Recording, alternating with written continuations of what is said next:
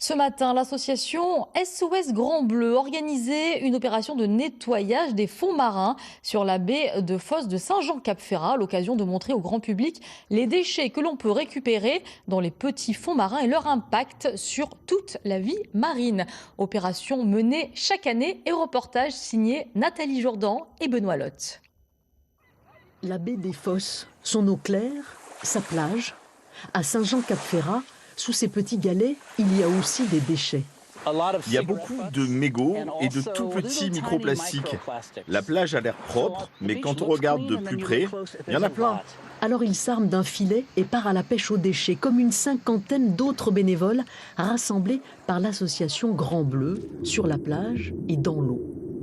Sacs en plastique, gants, avec ou sans oxygène, pas un plongeur ne remonte les mains vides. Oh, des bouteilles de bière, plein de plastique. J'ai remonté un pneu, mais je l'ai déjà donné. Des pneus, ils en ont remonté 3 en une matinée. Ici, on est dans une zone où il n'y a plus de positionning, il y a du sable. Les bateaux ancrent. Et c'est là où on commence à trouver les saloperies.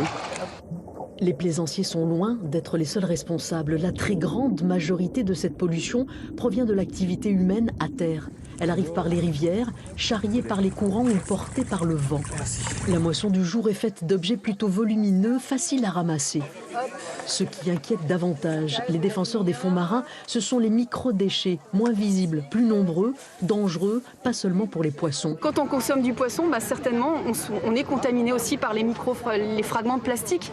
Donc il faut vraiment prendre conscience de ça, essayer de faire le maximum. Jeter ces déchets, déjà, ça paraît évident, tous ne le font pas, dans des poubelles, faire le tri, puis éviter justement d'utiliser tout ce qui est emballage, usage unique. Compliqué en cette période Covid où l'usage unique est très répandu. Il en faut plus pour décourager des bénévoles déjà prêts à reprendre leur traque aux déchets.